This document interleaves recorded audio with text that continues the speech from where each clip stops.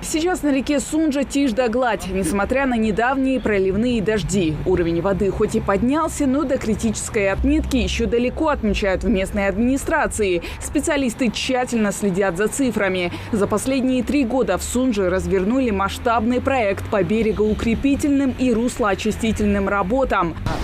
Кроме этого, нами было расчищены ливневки в городе.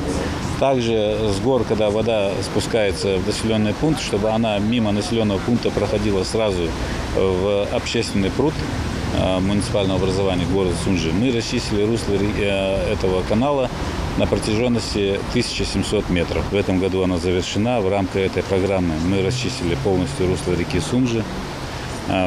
Удалили навалы. Специалисты проверили все прибрежные зоны Сунжи и составили карту с обозначением особо опасных участков через квадрокоптер, чтобы не допустить повторения 2002 года, когда произошло крупное наводнение, и обезопасить жителей от паводков. Сейчас, если будут дожди, будет неблагоприятное количество осадков, выпад, наше муниципальное образование готово к безопасному пропуску этих паводковых вод.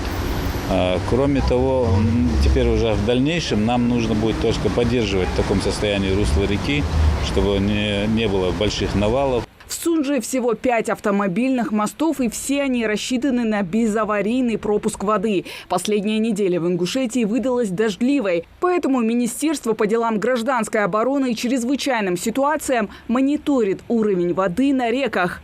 Была организована работа по очистке русел рек и мостовых переходов от наносов, кряжей, поваленных деревьев, а также очистка ливневых канализации. Проведение данных мероприятий способствовало беспрепятственному пропуску паводковых вод на территорию Республики Ингушетия. По данным Министерства по делам гражданской обороны и чрезвычайным ситуациям Ингушетии, в республике до конца лета ожидаются ливневые осадки. В ведомство поступает по 800 звонков в день и не всегда по ситуации. Поэтому они напоминают, обращаться необходимо в случае чрезвычайных ситуаций, когда человеческая жизнь находится в опасности. В регионе работает 6 групп спасателей. Хава Гайтикова, Мухаммад Белакиев, Новости 24.